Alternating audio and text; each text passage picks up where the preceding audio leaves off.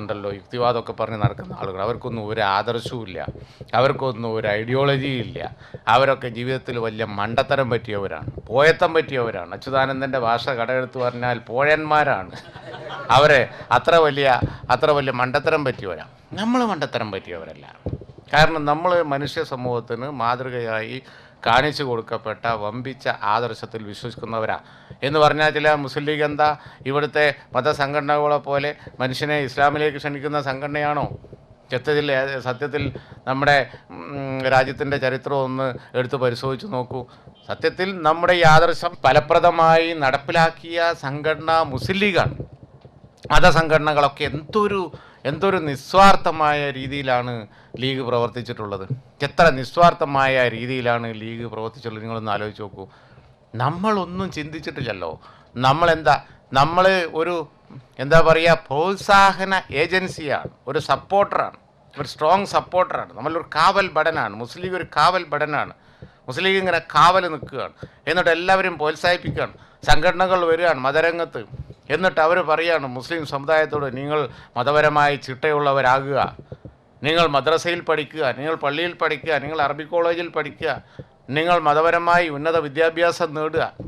ചുരുക്കത്തിൽ ഇവരൊക്കെ പറയുന്ന, എല്ലാ മതസംഘടനകളും പറയുന്ന നല്ല കാര്യങ്ങൾക്ക് മുഴുവൻ ഇതിനെല്ലാം ഞങ്ങളെ സപ്പോർട്ടുണ്ട്, ഇതിനെല്ലാം മുസ്ലിം ലീഗിൻ്റെ സപ്പോർട്ടുണ്ട്, ഇതിനെല്ലാം ലീഗിൻ്റെ സപ്പോർട്ടുണ്ട്, നിങ്ങളിതൊക്കെ ചെയ്യുക.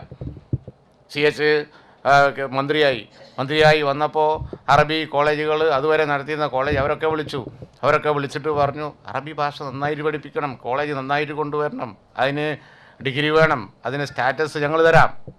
എന്തുകൊണ്ട് അറബിക്ക് സ്റ്റാറ്റസ് കൊടുത്തുകൂടാ?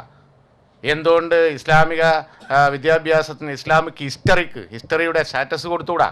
കൊടുക്കാൻ പാടില്ല എന്നാണ് കമ്മ്യൂണിസ്റ്റുകാരുടെ ഐഡിയ, കൊടുക്കാൻ പാടില്ല എന്നാണ് വർഗീയവാദികളുടെ സമീപനം. നമ്മളത് അംഗീകരിച്ചിട്ടില്ല. കേരളത്തിൽ മാത്രം, ഇന്ത്യയിൽ എവിടെയില്ല.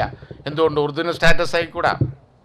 അങ്ങനെയാണ് അറബി കോളേജുകൾക്ക്, അങ്ങനെയാണ് ഇസ്ലാമിക് ഹിസ്റ്ററിക്ക്, അങ്ങനെയാണ് ചരിത്രത്തിൽ ഉള്ള ഈ വസ്തുതകളും യാഥാർത്ഥ്യങ്ങളും ഒക്കെ കണക്കിലാക്കിക്കൊണ്ട് ഒരു സമയത്ത്, ചിന്തിക്കാൻ വയ്യാത്ത സമയത്ത്, അറബിക്ക് അംഗീകാരം, അറബി കോളേജുകൾക്ക് അംഗീകാരം, ഇസ്ലാമിക് ഹിസ്റ്ററിയുടെ ചരിത്രം പഠിച്ചവർക്ക് സാധാരണ ഡിഗ്രികളുടെ സ്റ്റാറ്റസ്, അതിൽ ചെയറുകൾ, പഠനങ്ങൾ, ഡിഗ്രികൾ, പോസ്റ്റ് ഗ്രാജുവേഷന്.